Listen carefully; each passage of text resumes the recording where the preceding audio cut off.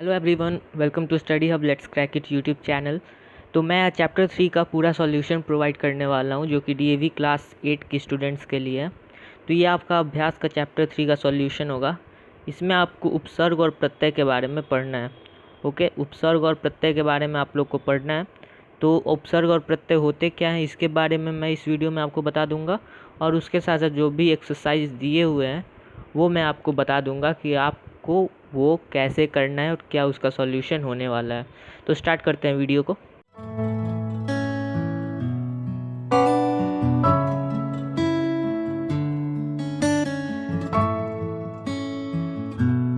तो सबसे पहला क्वेश्चन हम लोग का क्वेश्चन नंबर 3 में आ जाता है।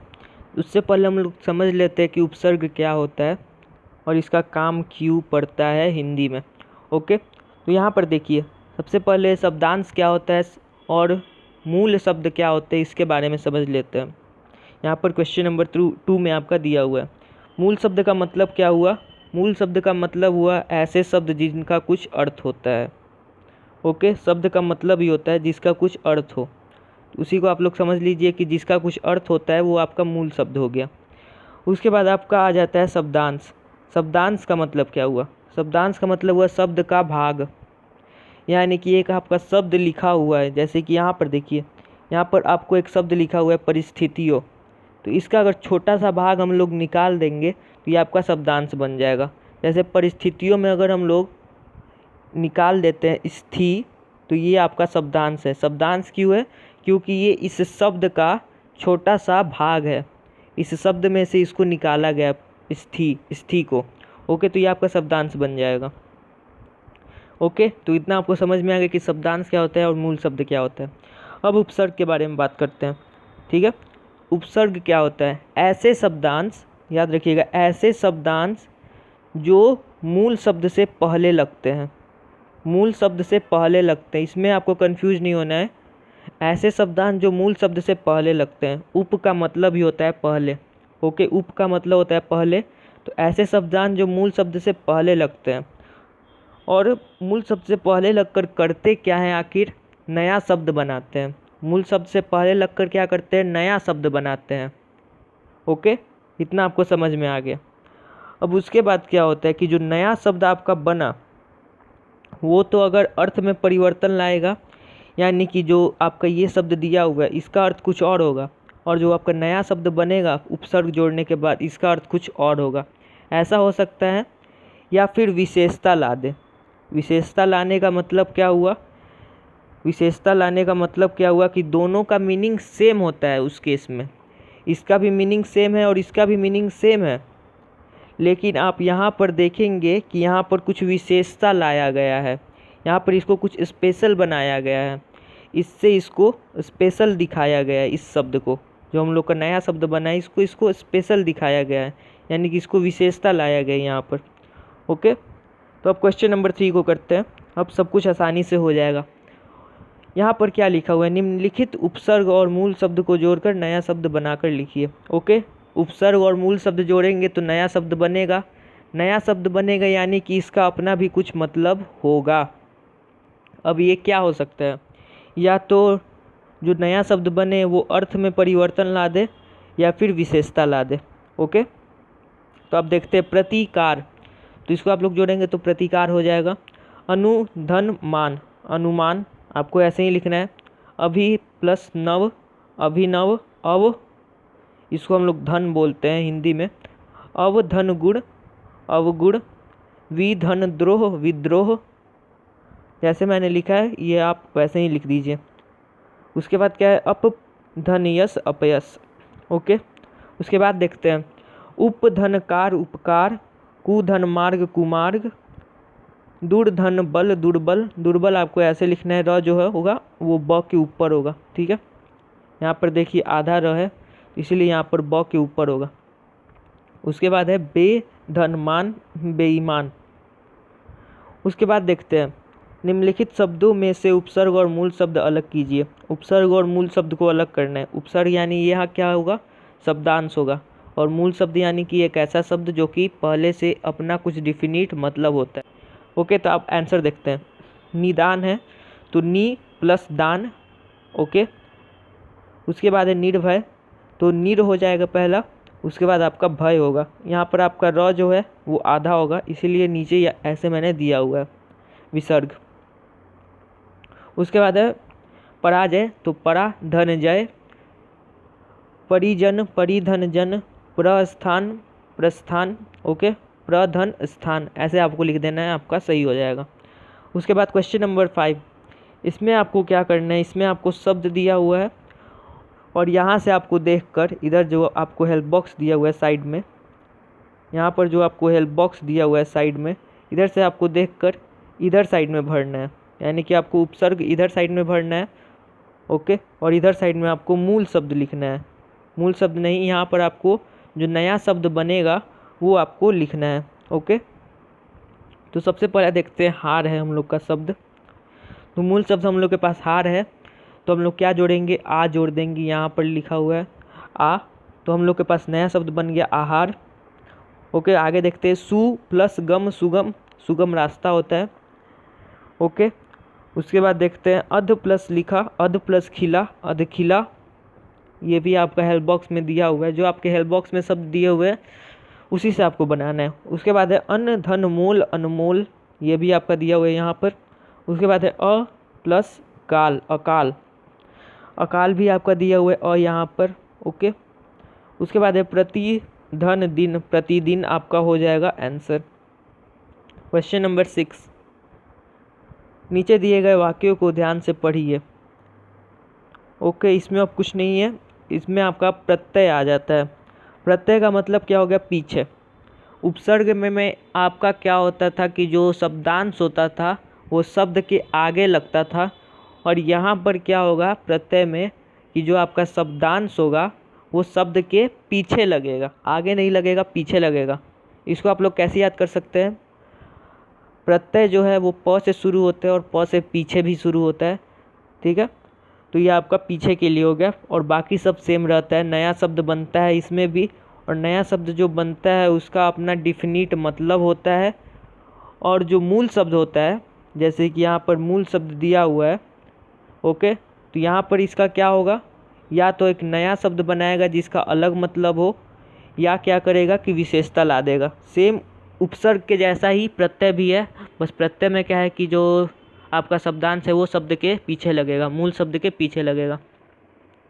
तो यहाँ पर देखते हैं, यहाँ पर आपका हेल्प बॉक्स दिया हुआ है साइड में, यहाँ पर आपको साइड में हेल्प बॉक्स दिया हुआ है इधर साइड में, ओके। आपको क्या करना है, आपको ये जो हेल्प बॉक्स दिया हुआ है उससे आपको ये सारा जो आप है आपका प्रत्यय है, यानी कि पीछे लगने वाला, तो यहाँ पर आपको भर देना है, और उसके बाद जो नया शब्द बनेगा वो आपको इधर साइड में भर देना है, ओके।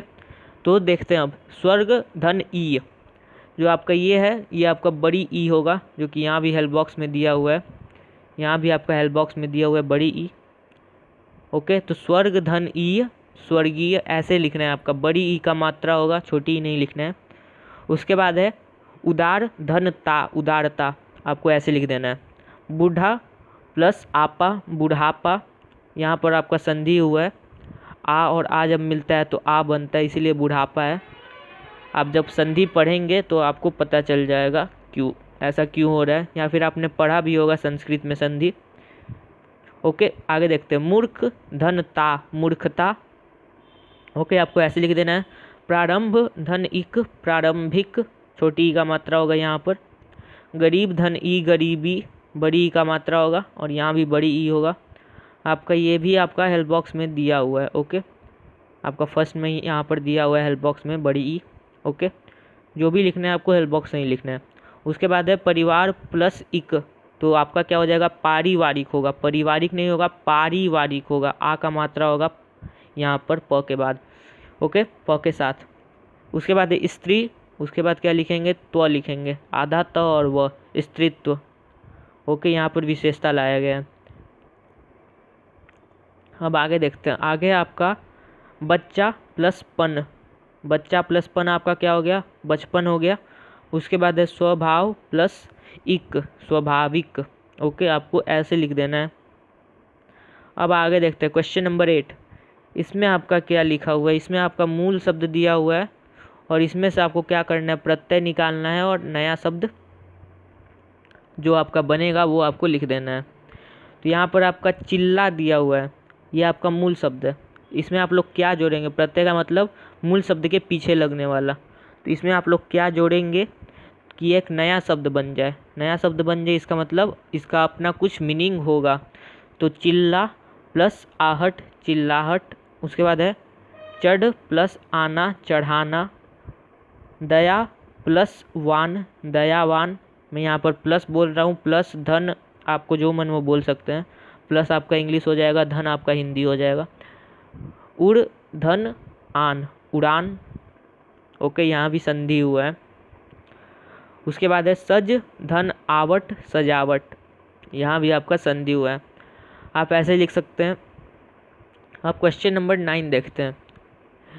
नीचे लिखे प्रत्ययों में उचित शब्द जोड़कर नया शब्द लिखिए।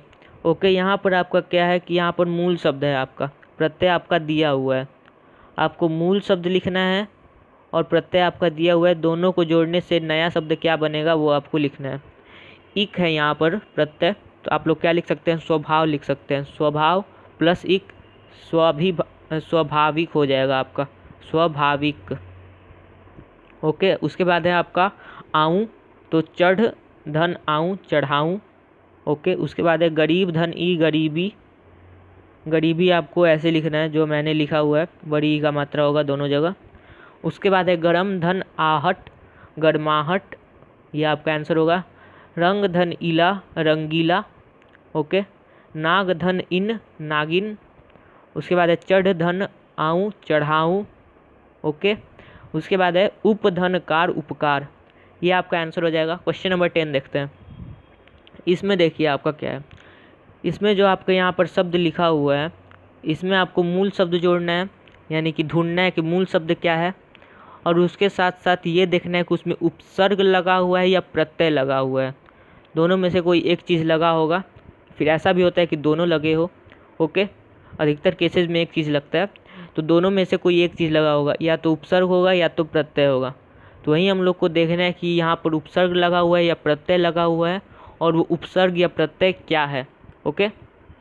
तो ग से हम लोग शुरू करते हैं, बाकी का दिया हुआ है। यहाँ पर लिखा है पुरुष त्व, ठीक है। तो हम लोग के पास मूल शब्द क्या है, पुरुष है।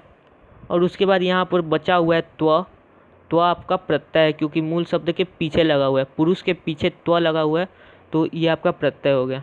उसके बाद है भर पेट, तो यहाँ पर पेट आपका मूल शब्द हो जाएगा, पेट का अपना मतलब होता है, ओके।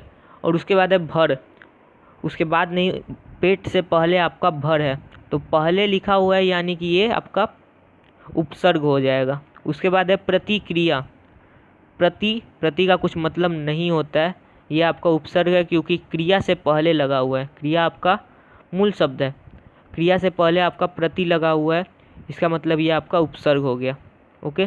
बहुत आसान है ये चैप्टर। उसके बाद है कृपालु, तो आप क्या लिखेंगे, कृपा, कृपा आपका मूल शब्द, और ये जो लास्ट में लू बचा हुआ है ये आप यहाँ पर उतार देंगे। उसके बाद है नैतिक, उसके बाद है आपका नैतिक, तो आपका सबसे पहला है नीति, ओके। आपका सबसे पहला मूल शब्द है नीति, और आपको जो प्रत्यय है यानी कि पीछे लगने वाला वो आपका क्या है, इक होगा, ओके। यहाँ पर संधि हुआ है, आपको आगे समझ में आएगा, संधि पढ़ेंगे तब, स्वर संधि हुआ है यहाँ पर भी, ओके। नहीं तो आप लोगों ने संस्कृत में पढ़ लिया होगा स्वर संधि, ओके। उपकार है यहाँ पर, उपकार में आपका क्या है, उप जो है वो आपका पहले लगा हुआ है मूल शब्द से, तो आप लोग यहाँ पर लिख देंगे। और उसके बाद आपका जो कार है इसका कुछ मतलब होता है, मीनिंग होता है, ये आपका मूल शब्द है। उसके बाद है चमकीला, चमक, चमक आपका मूल शब्द हो गया। और ईला, यहाँ पर बड़ी ई का मात्रा लगा हुआ है, ओके। चमकीला में बड़ी ई का मात्रा है, तो बड़ी ई का मात्रा और ला, ओके।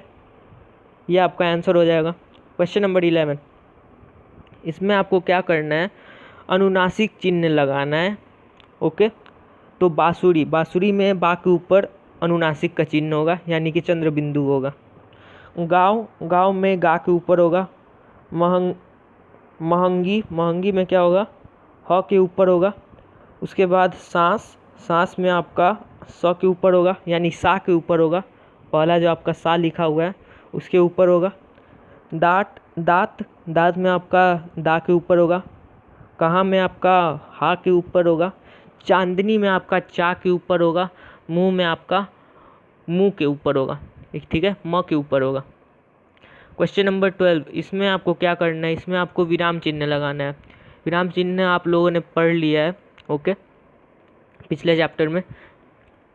तो हम लोग अब इसको लगाने वाले हैं। आपने पिछले क्लास में विराम चिन्ह के बारे में पढ़ा हुआ है, ओके। तो हम लोग अब इसको लगाने वाले हैं, कहाँ कहाँ लगेगा, ठीक है। आगे देखते हैं। मधुकर ने कहा, कहा के बाद क्या होगा, अल्प विराम होगा। अल्प विराम कैसे लिखा जाता है, अल्प विराम आपका ये वाला है, अल्प विराम आपका ये वाला है, ओके। यहाँ पर जो आप देख रहे हैं ये आपको लगाना है। उसके बाद आपको दोहरा उद्धरण लगाना है। दोहरा उद्धरण का जो स्टार्टिंग होगा वो आपका अल्प विराम के बाद से होगा, ठीक है। दोहरा उद्धरण आपका कुछ ऐसा होता है, ओके, ऐसा होता है। उसके बाद लास्ट में आपको जाके पूर्ण विराम लगाना है और उसके बाद दोहरा उद्धरण चिन्ह को बंद कर देना है, ठीक है। दोहरा उद्धरण चिन्ह को बंद कर देना है। पूर्ण विराम के बाद दोहरा उद्धरण चिन्ह को बंद करना है, पहले मत कीजिएगा, गलत हो जाएगा। उसके बाद है सुजाता अल्प विराम, मानसी अल्प विराम, अंकिता अल्प विराम, लास्ट में पूर्ण विराम लगेगा, ओके। अल्प विराम आपको पता है कौन सा है, ये लास्ट वाला इधर साइड में, ओके। यहाँ पर अब देखते हैं आहा। आहा में आपका क्या है, विस्मयादि बोधक लगेगा। आहा में आपका ये वाला चिन्ह लगेगा, विस्मयादि बोधक चिन्ह बोलते हैं इसको। उसके बाद लास्ट में आपका पूर्ण विराम हो जाएगा।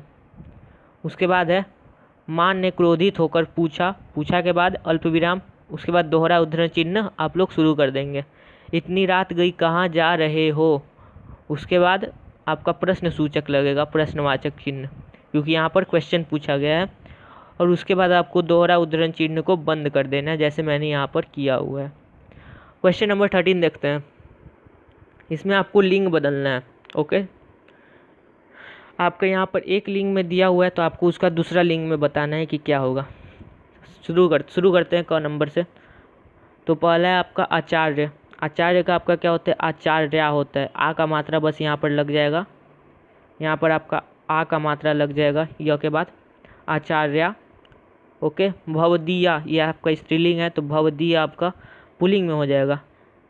नायक, नायक का आपका हो जाएगा नायिका, ऐसे आपको लिखना है नायिका, का में आ का मात्रा होगा, क में आ का मात्रा होगा।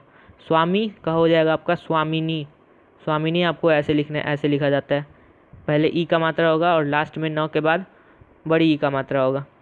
उसके बाद है कवयित्री। कवयित्री आपका स्त्रीलिंग है तो इसका क्या हो जाएगा, आपका कवि हो जाएगा। उसके बाद है विदुषी, तो इसका आपका विद्वान हो जाएगा। विद्वान का होता है विदुषी स्त्रीलिंग में। अब यहाँ पर देखते हैं, यहाँ पर आपका क्या लिखा है, निम्नलिखित वाक्यों को कोष्ठक में दिए गए शब्दों के बहुवचन रूप से पूरा करिए। कोष्ठक में यानी कि यहाँ पर आपका दिया हुआ है शब्द, इसी का बहुवचन रूप आपको लिखकर यहाँ पर सेंटेंस को पूरा करना है। तो यहाँ पर है पहला संतरा, तो आपको यहाँ पर लिख देना है संतरे, और ये जो आपका लिखा हुआ है इसके बाद आपका एक बिंदु होगा, ओके। देखिए जहाँ पर ए का मात्रा लगा हुआ होता है, अगर हम लोग बहुवचन रूप में चेंज कर रहे हैं और अगर ए का मात्रा लगा हुआ है यानी कि ये वाला मात्रा लगा हुआ है तो यहाँ पर आपका बिंदु हो जाता है, बहुवचन रूप में चेंज कर रहे हैं तब, ओके। और अगर ए लिखा हुआ है, ए लिखा हुआ है या फिर या लिखा हुआ है तो यहाँ पर आपका चंद्र बिंदु लग जाता है, बहुवचन रूप में चेंज करते हैं तब, ओके। इसको आपको याद रखना है, काम आएगा आपको क्वेश्चन एग्जाम्स में, ओके। तो संतरा है तो संतरे हो जाएगा और रे के बाद आपका बिंदु लगेगा। वह है तो वह का क्या हो जाएगा, वे हो जाएगा और यहाँ पर आपका बिंदु लगेगा, जैसे कि आप लोग देख सकते हैं। उसके बाद है कविता, तो कविताएं हो जाएगा और चंद्र बिंदु, जैसा कि मैंने बोला था ए के बाद चंद्र बिंदु लगता है, ए के ऊपर लगता है चंद्र बिंदु, बहुवचन रूप में चेंज कर रहे हैं तब। उसके बाद है झाड़ी, तो झाड़िया हो जाएगा, या के ऊपर चंद्र बिंदु मैंने बोला था जैसे कि। उसके बाद है महीना, तो इसका आपका हो जाएगा महीने, ओके। ने के बाद ने के ऊपर आपका चंद्र बिंदु, यानी कि यहाँ पर आपका चंद्र बिंदु होगा लास्ट में। उसके बाद क्या है, निम्नलिखित वाक्यों में मोटे काले सर्वनाम शब्दों के भेद लिखिए। यहाँ पर आपका सर्वनाम दिया हुआ है और उसका आपको भेद लिखना है। आपने पिछले क्लास में जैसा कि पढ़ा हुआ है इसको, आप लोग इसको कर सकते हैं। तो देखते हैं, बाहर कोई आया है, तो कोई यहाँ पर जो है आपको निश्चित नहीं है कि कौन आया है, इसीलिए यहाँ पर क्या हो गया, अनिश्चयवाचक सर्वनाम हो गया। जब कोई भी चीज़ निश्चित नहीं होता है तो वो आपका अनिश्चयवाचक सर्वनाम बन जाता है। गिलास किसने तोड़ा, तो यहाँ पर आपका प्रश्न सूचक दिया हुआ है, तो आपको बस प्रश्न सूचक आपने देखा तो आप बोल दीजिए कि ये प्रश्नवाचक सर्वनाम है। ओके, जो ये किसने है ये आपको प्रश्न पूछने में काम आता है। उसके बाद है वह तुम्हें स्वयं सब बता देगा। स्वयं, स्वयं जो है यहाँ पर सर्वनाम है जिसको मोटा किया गया है। मोटा किया गया यानी कि इसके बारे में ही बात किया गया है, वह के बारे में बात नहीं किया गया है। स्वयं, स्वयं जो है वो खुद के बारे में बताने के लिए है, खुद के बारे में। तो खुद के बारे में जब बोला जाता है सर्वनाम में तो निजवाचक सर्वनाम का हम लोग यूज़ करते हैं। स्वयं जो है आपका निजवाचक सर्वनाम होगा। उसके बाद है अरे आप कब आए।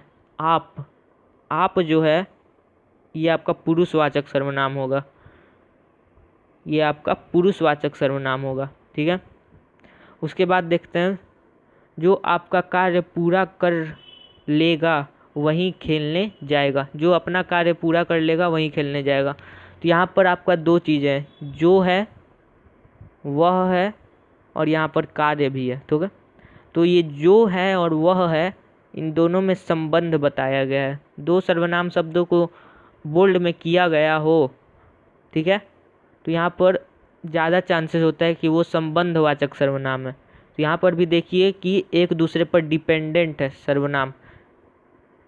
ओके, तो यहाँ पर संबंधवाचक सर्वनाम होगा।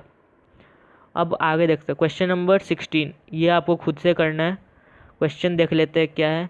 आपका मित्र आपके पड़ोस में रहता है, आप देखते हैं कि वह अपने घर का कूड़ा आपके घर के किनारे फेंक रहा है। अपने मित्र के साथ हुई बातचीत की कल्पना करिए। अच्छा, यहाँ पर आपको संवाद लिखना है, संवाद लेखन है ये आपका। तो यहाँ पर आप कैसे लिखेंगे इसको, सबसे पहले अपना नाम लिख देंगे, यानी आप लोग मैं भी लिख सकते हैं यहाँ पर। ओके, और यहाँ पर आप लोग ऐसे कर देंगे। उसके बाद आप लिखेंगे कि जो भी आपने अपने मित्र से बोला वो आप लिखेंगे। उसके बाद अपने मित्र का नाम यहाँ पर लिख दीजिए। उसके बाद वो जो बोलेगा वो आपको लिखना है, ठीक है, और यहाँ पर आगे भी आपको वैसे ही लिखते जाना है। और विषय क्या होना चाहिए कि आपका मित्र जो है वो आपके घर के पास में, घर के सामने कूड़ा फेंक के चला जा रहा है, तो उसके बारे में ही आप अपने मित्र से बात करेंगे। तो क्या क्या बात करेंगे तो यही आपको लिखना है। तो क्वेश्चन नंबर 16 जो है वो आपको खुद से करना है।